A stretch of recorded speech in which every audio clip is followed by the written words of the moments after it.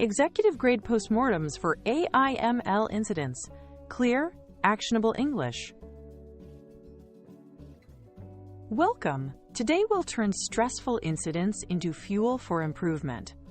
A good postmortem turns problems into learning, not blame. That keeps teams honest and curious, instead of defensive. Executives care about clarity, brevity, and action. They want to know what happened, what it cost, and what we'll do next. To deliver that every time, we standardize the structure so reports are consistent, fast to read, and easy to compare.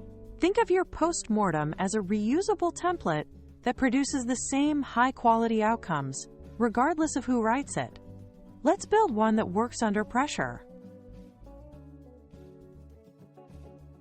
Start your timeline at the first symptom users or monitors could notice, and end at stabilization when impact stops.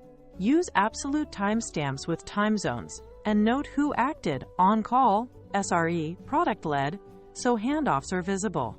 Add evidence links, logs, tickets, dashboards, pages, so readers can verify facts fast. Clearly mark decisions and the rationale.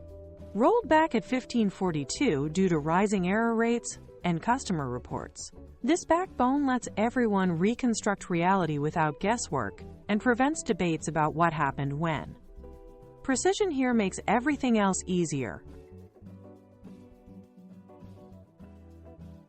Keep raw facts separate from your interpretation. First, list observable events. Then, in another section, explain what they might mean.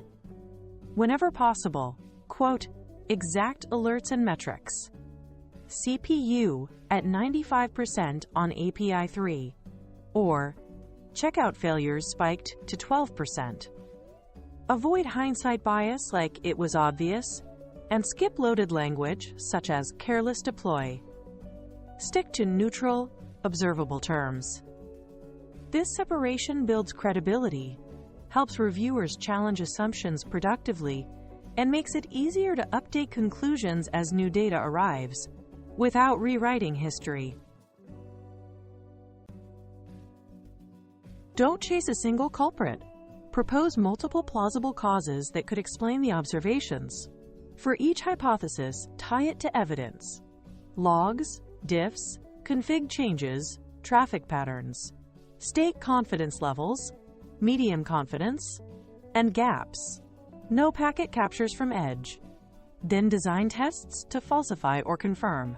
Reproduce in staging, add debug logging, run canary with feature off, or simulate load. This scientific approach prevents tunnel vision, speeds true diagnosis, and leaves a clear audit trail for why you believed what you believed at each step. Incidents emerge from layers: human, process, technology, and context. Map each. Explain why defenses failed, alerts too noisy, runbook outdated, retry logic masked errors, or staffing thin overnight. Use systems thinking like the Swiss cheese model. Multiple small holes lined up to allow failure through. Document known unknowns you couldn't resolve, so future work can close them. Focusing on factors instead of fault uncovers durable improvements and keeps people engaged in fixing the system rather than protecting themselves. Write in plain English. Cut deep jargon unless it affects decisions. Lead with impact. Customers affected, SLO breaches, and dollar estimates. Own the issue with active voice. We failed to throttle the batch job, not throttling was not applied. Be specific with metrics, scope, and duration. 1.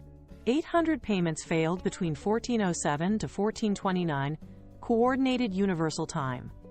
Error rate peaked at 18%, recovered to baseline by 1435. This gives leaders the signal they need to prioritize resources without decoding technical puzzles. Separate short-term containment from long-term fixes. For each action, assign an owner, deadline, and a success metric. Reduce 99th latency to less than 300 milliseconds for checkout. For AI/ML systems, define guardrails, safe rollbacks, kill switches, input validation, and model drift alerts. Add or update runbooks, monitors, and guardrails so responders know exactly what to do next time. Aim for changes that reduce risk quickly, then structural improvements that prevent recurrence. If it isn't testable or trackable, it isn't actionable. Share a draft broadly, SRE, product, support, security, and invite concise, evidence-based comments. Track all remediation items to closure in one system with owners and due dates. Schedule a short learning shareback to spread insights beyond the immediate team. End with a crisp summary. Top causes, key mitigations, remaining risks, and next checks. Verifications you'll run in a week or a release. Follow-through turns a good document into real resilience.